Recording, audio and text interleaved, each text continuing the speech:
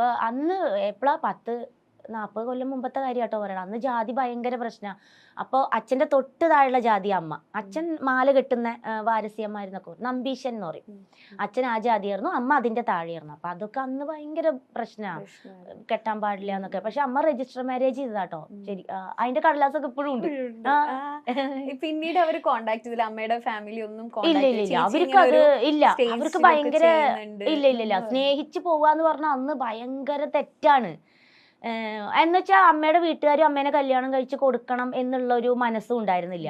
അതുകൊണ്ടാണ് അമ്മ 30-32 വയസ്സ് വരെ അമ്മ വീടിന് വേണ്ടി കഷ്ടപ്പെട്ടു. ജോലിക്ക് പോവായിരുന്നു അമ്മ, വീട്ടുപണിക്ക്. 4ാം ക്ലാസ് മുതൽ അമ്മ വീട്ടു ജോലിക്ക് പോവായിരുന്നു. അമ്മയുടെ 4ാം ക്ലാസ്സിൽ പഠിപ്പൊക്കെ നിർത്തിയിട്ട്. അപ്പൊ അത് വിട്ടിട്ട് 30 വയസ്സ് വരെയും അമ്മ വീടിന് വേണ്ടി അമ്മയുടെ അനിയത്തിമാരൊക്കെ പഠിച്ചു.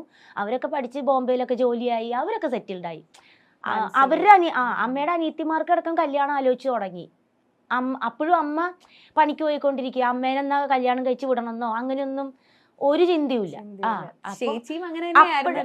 അപ്പോഴാണ് അച്ഛൻ വരുന്നത്, ഇഷ്ടാണ് എന്നും പറഞ്ഞ് അച്ഛൻ വരുന്നത്. അപ്പൊ അമ്മ വിചാരിച്ചു ഇതൊന്നും ഒരു രക്ഷപ്പെടലാവും. അത് പക്ഷെ എരിചട്ടിന്ന് വറചട്ടിയിലേക്ക് പോയി. എനിക്ക് പലപ്പോഴും തോന്നിയിട്ടുണ്ടേ, ഞാൻ പറയുന്നത് ശരിയാണോ എന്ന് അറിയില്ല. ഇനിയിപ്പോ അതിന് എത്ര കമന്റ്സ് വരും എന്ന് എനിക്ക് അറിഞ്ഞൂടാ. ഇപ്പൊ സിനിമാ നടികളായാലും അല്ല വേറെ ഏത് പെണ്ണുങ്ങളായിക്കോട്ടെ, 5-6 കല്യാണം കഴിച്ചു, 5 കല്യാണം കഴിച്ചു, 6 കല്യാണം കഴിച്ചു എന്നൊക്കെ പറഞ്ഞ് ജനങ്ങൾ കുറ്റപ്പെടുത്തുമ്പോഴും ഞാൻ ഒരിക്കലും ഒരു സ്ത്രീയും ഞാൻ കുറ്റപ്പെടുത്തൂല.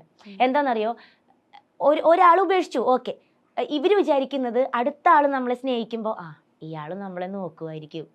അപ്പൊ നമ്മൾ അപ്പൊ എല്ലാരും ചിന്തിക്കുക, ഒരുത്തൻ പോയി പറഞ്ഞില്ലേ ഇത്, അങ്ങനെ വിചാരിക്കും. പക്ഷെ അല്ല, അത് നമ്മൾ മറക്കും ഓട്ടോമാറ്റിക്കലി.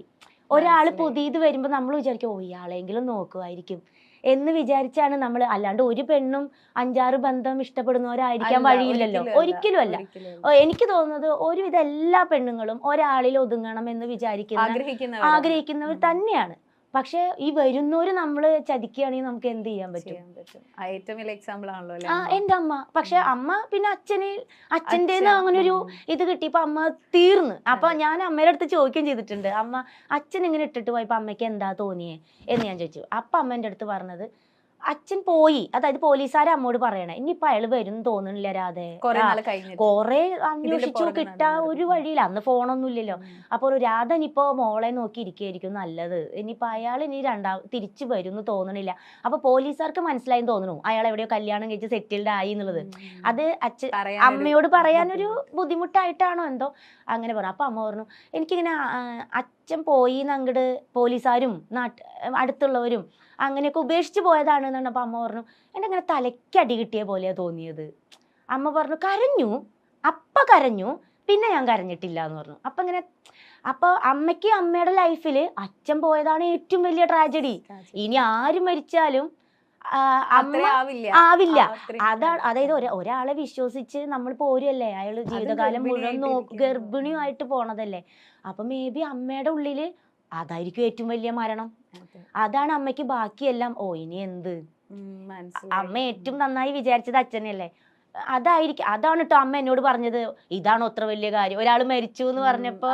അപ്പൊ ഞാൻ ആ ചേട്ടന്റെ അടുത്ത് താഴെ കമന്റ്സ് ചെയ്തു, ചേട്ടാ അതല്ല, അമ്മ മരണത്തെക്കാൾ വലുത് എടുത്ത് ചോദിച്ചത്. കാരണം അങ്ങനെ പെട്ടെന്ന് പറയുമ്പോൾ ആളുകൾ, പക്ഷെ നമുക്ക് മനസ്സിലായി, ഇന്റർവ്യൂ മൊത്തത്തിൽ കണ്ടവർക്ക് അത്രയും ബോൾഡ് ആയതുകൊണ്ട്. അല്ല, അത് മേ ബി ഞാനിപ്പോ ആ ഇന്റർവ്യൂ കണ്ട വേറൊരു കുട്ടി പറഞ്ഞിട്ട് ഞാൻ ആ ഇന്റർവ്യൂ കണ്ടാൽ ഞാനും വിചാരിക്കും ഒരാൾ മരിക്കുമ്പോഴാണോ അങ്ങനെ തമാശ. അത് അമ്മ ഉദ്ദേശിച്ചത് അങ്ങനെയല്ല, ഒരിക്കലും അല്ല. പിന്നെ അത്രയും അമ്മ അത്രയും വേദനയിലൂടെയൊക്കെ വന്നു, ചേച്ചിയും പിന്നീട് അമ്മേനെ സഹായിക്കണം, അമ്മയുടെ കൂടെ നിൽക്കണം എന്നുള്ളത്. അല്ല, അതുകൊണ്ട് തന്നെയാണ് എനിക്ക് ആരെയും സ്നേഹിക്കാനും തോന്നാത്തത്. അതിന്റെ പിന്നിൽ അങ്ങനെ ഒരു കാര്യം കൂടെ. ഇപ്പൊ എനിക്ക് ആരും ഇഷ്ടമല്ല, കല്യാണം കഴിക്കാൻ ഇഷ്ടമല്ല എന്നൊക്കെ പറയുമ്പോ എന്നോട് കുറെ പേര് ചോദിക്കുന്നത്, അപ്പൊ എന്തെങ്കിലും പ്രണയം ഉണ്ടാവും, അല്ലെങ്കിൽ ആരെങ്കിലും പറ്റിച്ച് പോയിട്ടുണ്ടാവും എന്നൊക്കെയാ. ഒരിക്കലും അല്ല. എന്നെ ആരും ഇങ്ങോട്ട് വന്ന് സ്നേഹാന്ന് പറഞ്ഞിട്ടുമില്ല. പിന്നെ എല്ലാവരും ഇല്ലില്ല. പിന്നെ എല്ലാവർക്കും എന്നിലൊരു അയ്യോ പാവം അങ്ങനെ ഒരു ഇതാണ്. കാരണം എൻ്റെ കഥ എല്ലാവർക്കും അറിയാം. നമ്മുടെ ഫീൽഡിൽ വന്നിട്ട് അതിന് മുമ്പേ ഒക്കെ മായ എങ്ങനെയാണ് വന്നതെന്ന് ഒരുവിധം എല്ലാവർക്കും അറിയാം. അപ്പൊ പിന്നെ ആരും എൻ്റെ അടുത്ത് അങ്ങനെ ഒരു ശല്യം ചെയ്യാനോ അല്ലെങ്കിൽ ഇഷ്ടാന്ന് പറയാൻ അങ്ങനെയൊന്നും നിന്നിട്ടില്ല. ഇല്ല, എനിക്ക് അമ്മയുടെ ലൈഫ് കണ്ട് ശരിക്കും അതുകൊണ്ടാണ് ചേച്ചി വേറൊരു റിലേഷൻഷിപ്പോ അല്ലെങ്കിൽ അങ്ങനെ ഒന്നും പിന്നെ നോക്കാതെ ഈ ഒരു റീസൺ അത് ഒരു റീസൺ. പിന്നെ എനിക്ക് അഭിനയിക്കാൻ ഭയങ്കര ഇഷ്ടമായിരുന്നു. അപ്പൊ ഇനിയിപ്പോ നമ്മള് സ്നേഹിച്ചിട്ട് ഇനി ആരെങ്കിലും നീ ഇനി അഭിനയിക്കാനൊന്നും പോണ്ടെന്ന് പറയോ, ആ ഒരു പേടിയുണ്ട്. പിന്നെ അമ്മേനെ ഇങ്ങനെ അമ്മയുടെ ലൈഫ്, അതായത് ഇങ്ങനെ പാത്രം തേച്ചും നമ്മളിങ്ങനെ കണ്ണ് തുറക്കുമ്പോ കാണുന്നത് അമ്മ വല്ലോരും വീട്ടുപണി ചെയ്യുന്നതാ. ഒയ്യോ, അടിച്ചു എപ്പോഴും രാത്രി 12 മണി വരെയും പണിയാ. രാവിലെ 4 മണിക്ക് എഴുന്നേറ്റാ അത് ഈ അച്ഛൻ കാരണല്ലേന്നാ എന്റെ ഉള്ളില്. അച്ഛൻ ഇട്ടിട്ട് അച്ഛൻ ഉപേക്ഷിച്ച് പോയതുകൊണ്ടല്ലേ അമ്മ ഇത്രയും, അച്ഛൻ ഉണ്ടായിരുന്നെങ്കിൽ ഈ ഗതി വരില്ലായിരുന്നല്ലോ എന്നുള്ളില്. അപ്പൊ മേ ബി എന്റെ ലൈഫ് അങ്ങനെ അല്ലായിരിക്കാം ചിലപ്പോ. എനിക്ക് ചിലപ്പോ നല്ല ആളെ കിട്ടുമായിരിക്കാം. ഇല്ലെങ്കിൽ ഞാനും ഇതേ സിറ്റുവേഷനാണ്. എനിക്കൊരു കുഞ്ഞായിട്ട് അയാൾ ഇട്ടിട്ട് പോയാൽ ഞാൻ ഇനി എന്ത് ചെയ്യൂ? അതെനിക്ക് ചെറുപ്പത്തിലെ ഒരു പേടി ഉണ്ടായിരുന്നു. പിന്നെ കല്യാണം വന്നപ്പോഴും ഈ +1 +2 പഠിക്കുമ്പോൾ എനിക്ക് കുറെ കല്യാണങ്ങൾ വന്നിട്ടുണ്ടായിരുന്നു. കാരണം ഞാൻ അപ്പോഴൊക്കെ നല്ല ഹൈറ്റും വെയിറ്റാ. അപ്പൊ ഈ +2ന്റെ അതിനേക്കാളും കുറച്ചും കൂടെ ഒരു വലിയ കുട്ടിയാണെന്ന് തോന്നിക്കും. അപ്പൊ അങ്ങനെ കല്യാണങ്ങൾ അങ്ങനെയൊക്കെ വന്നിട്ടൊക്കെ ഉണ്ട്. പക്ഷെ അപ്പൊ നമുക്ക് വീടില്ല. പിന്നെ നമ്മളിങ്ങനെ വീട്ടു ജോലിക്ക് പോവാണ്, കയ്യിലൊന്നുമില്ല എന്നൊക്കെ അറിയുമ്പം വരുന്ന ചെക്കന്മാർക്ക് വലിയ പ്രശ്നമില്ല. ഫാമിലിക്ക് ഭയങ്കര പ്രശ്നമായിരുന്നു.